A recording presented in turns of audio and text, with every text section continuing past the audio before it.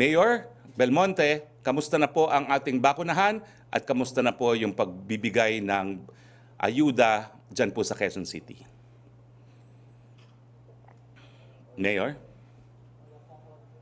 Magandang tanghali, Secretary Roque. Magandang Yes. tanghali. Good morning po. At Good morning. Magandang tanghali din po sa aking pong kapitbahay, si Mayor Ocal Malapita, na naandito rin po.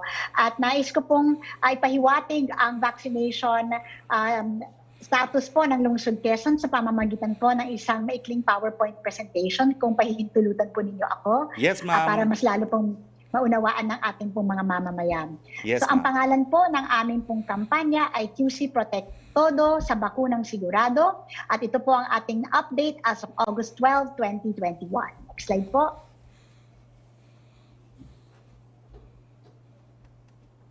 So as of today, meron na po tayo nabakunahang 1,191,251 individuals with their first dose. And this represents 70.07% of our target population of 1.7 million adults. No? And para sa kaalaman ng lahat, Quezon City has a population of 3.1 million people and our target is 1.7 million, and that represents 80% of the adult population, given that until now we still do not have orders from the national government na magbakuna po ng mga bata. Sa second dose naman po, we have already vaccinated 649,682 with second doses, and that represents 40.44% po ng ating pong target population. Next po. So again, 1,191,251 individuals have received their first dose, at ang total vaccines deployed po, no, this is first and second doses, ay 1,840,933 na po. No? At maraming pong salamat sa bakuna. Next po. So ito naman po, 742,974 are considered fully vaccinated citizens. Iba po siya doon sa bilang na binanggit ko kanina na 649,682, sapagkat kasama na po sa bilang na ito ang mga nabakunahan ng Janssen, which only requires 1 dose. No? Kaya pag pinag-usapan ang fully vaccinated Q citizens, ito po ang tunay na bilang niyan, 742,974. Next po.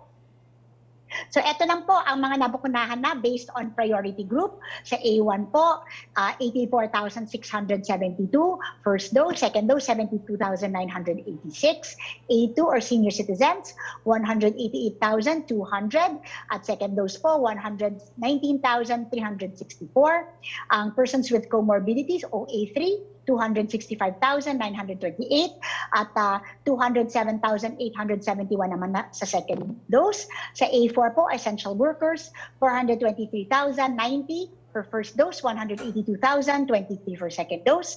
At A5 or indigent population, 229,361 first dose, 67,438 ay second dose na po. Next po. So ito po yung vaccinations natin per brand, para in the spirit lang po of transparency at alam po ng ating mga kabayan dito sa Lungsod Quezon. So ang pinakamarami po namin natanggap na bakuna ay Sinovac, which is 56.2% of our supply. Pumapangalawa po dito yung AstraZeneca with 17.2% of our supply. Yung pangatlo po ay yung Pfizer with 11.9% of our supply. Tapos po ay yung Moderna with 8.8% po ng supply po natin, at yung Janssen with 5.1% at yung Sputnik po with 1%. Po. So nandyan po yung mga bilang ng mga iba't ibang bakunang natanggap na po ng Lungsod Quezon since the beginning po nung nakaraang March. Next po.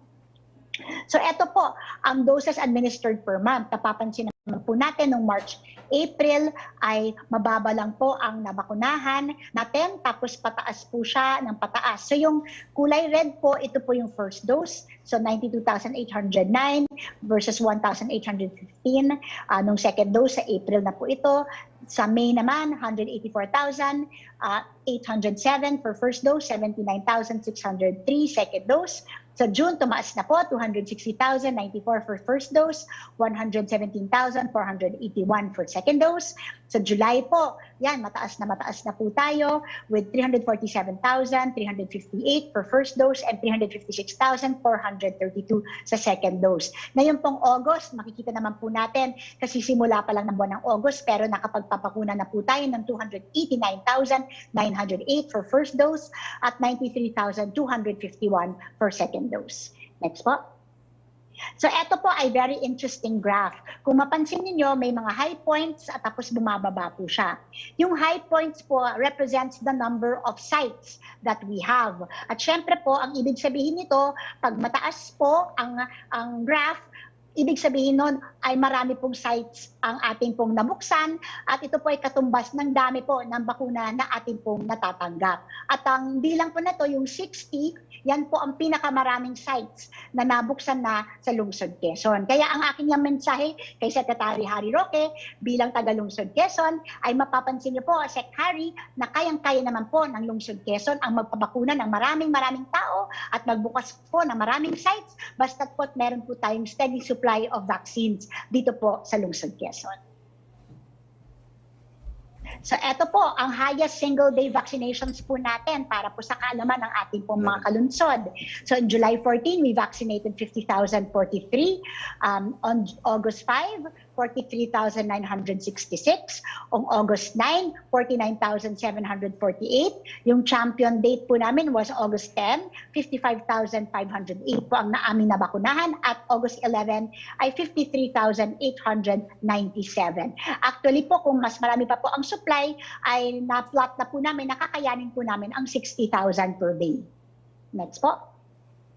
So ito po ay isang ad lang po sa art card namin to show the people of Quezon City that we have achieved 55,508 first and second doses administered last August 10, 2021. Next po. So here are some of our initiatives lang po. So kung kayo po ay hindi pa po nagpabakuna, may 4 po na paraan para pwede po kayong magpabook sa amin po dito sa Lungsod Quezon. Yung una po ay through online booking. Ito po ay sa pamamagitan ng Quezon City Vax Easy Online Assisted Booking. At marami pong trolls, Secretary Harry, na mahilig magsabi na ay nag-book na kami. 3 buwan na kami naghihintay pero hindi pa naman kami tinatawagan or tinetext. Ito po ay fake news sapagkat sa kasalukuyan po ay batay po sa first come first serve na polisiya po namin ay nasa end of July, beginning August na po ang aming binabakunahan. So wala naman po kaming matinding backlog. In fact, mabilis po through the Vax Easy Online Assisted Booking. Kaya yung mga may computers, inaanyayahan ko po kayo mag-register through our online booking system. Kung wala po kayong computer, pwede rin po kayong pumunta sa inyong mga barangay at meron po tayong barangay assisted booking kung saan ang bawat barangay ay bibigyan din ng mga vaccination sites at i-assign sa kanila ito at kayo naman po kung kasama kayo sa barangay na yan ay pwede po kayo magpabakuna on the scheduled date that we give to you.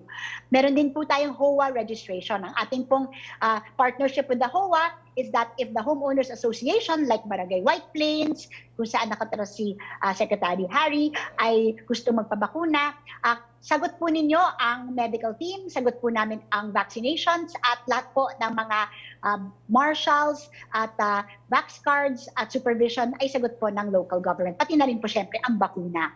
Kung kayo naman po ay A4 at nagtatrabaho sa isang kumpanya na may 100 and above na workers, magsulat lang po ang inyong kumpanya sa amin pong tanggapan at isi-schedule po namin ang lahat ng empleyado po ng inyong tanggapan sa ating pong iba't ibang vax sites para ma-accommodate po kayo sabay-sabay na po. No? So ito po ang kasalukuyan mas madalas natin gawin dahil nasa A4 po tayo ngayong nagko-concentrate. Next po.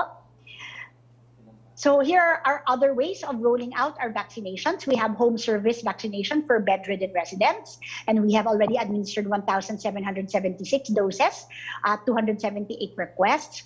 May drive-thru na po tayo at SM Fairview and SM North EDSA at meron po tayong special drive-thru para lang po sa ating mga TODA at ito po ay matatagpuan sa Quezon City Hall compound.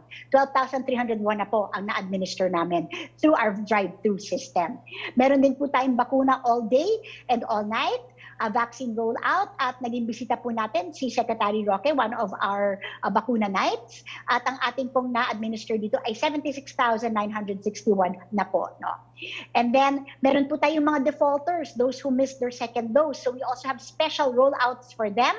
And at the moment, we have rolled out 1,896 para dun sa mga na-miss ang kanilang second dose. At yung mga Homeowners Association partnerships po natin, 45,540 doses administered in 188 Homeowners Association sites. Next po. So ito lang po, gusto ko lang pong ulitin dahil meron pong kumakalat lagi na fake news na kung pumunta kayo sa ganitong site, ganyang site, ay pwede kayo mag-walk-in at bibigyan kayo ng bakuna ng Quezon City Government. Gusto ko lang pong i-reiterate, ang Quezon City Government po simula't sa PULPA ay meron po tayong bawal ang walk-in policy. Hindi po tayo magpapabakuna ng mga walk-in. Pero ang ginagawa na lang po namin, kung baka sakaling nag-walk-in kayo, hindi nyo alam ang polisiya, we get your name and your phone number and we will schedule you for another date. Next po.